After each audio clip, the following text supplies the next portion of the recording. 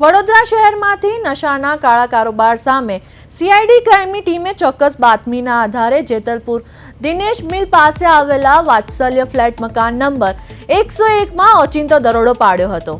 આ બંધ મકાનની તલાશી લેતા અંદરથી વનસ્પતિજન્ય માદક પદાર્થ ગાંજાનો મસમોટો જથ્થો અને મોટી માત્રામાં રોકડ રકમ પણ મળી આવી હતી।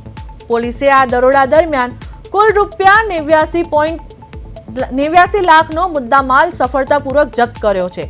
જો કે આ મકાનમાં રહેતો મુખ્ય આરોપી શાહિદ ખાન પઠાણ દરોડા પહેલા જ ભાગી છૂટવામાં સફળ રહ્યો હતો, જેને પોલીસે વોન્ટેડ જાહેર કરીને શોધખોળ આદરી છે। આ નશાનો મસમોટો જથ્થો ક્યાંથી લાવવામાં આવ્યો હતો અને વડોદરામાં કોને સપ્લાય કરવાનો હતો તે દિશામાં સીઆઈડી ક્રાઇમે તપાસ તેજ કરી છે। સીઆઈડી ક્રાઇમે આખું ઓપરેશન પાર પાડીને આગળની કાયદેસરની કાર્યવાહી માટે આ કેસ અકોટા પોલીસ મથકને સોંપ્યો છે, પરંતુ અકોટા જેવા ધમધમતા વિસ્તારમાં આટલા મોટા નશાનું નેટવર્ક ચાલતું હોવા છતાં સ્થાનિક પોલીસને તેની ગંધ અને શુદ્ધતા આવતા પોલીસ તંત્રની ઘોર નિષ્ક્રિયતા સામે અનેક સવાલો ઊભા થયા છે।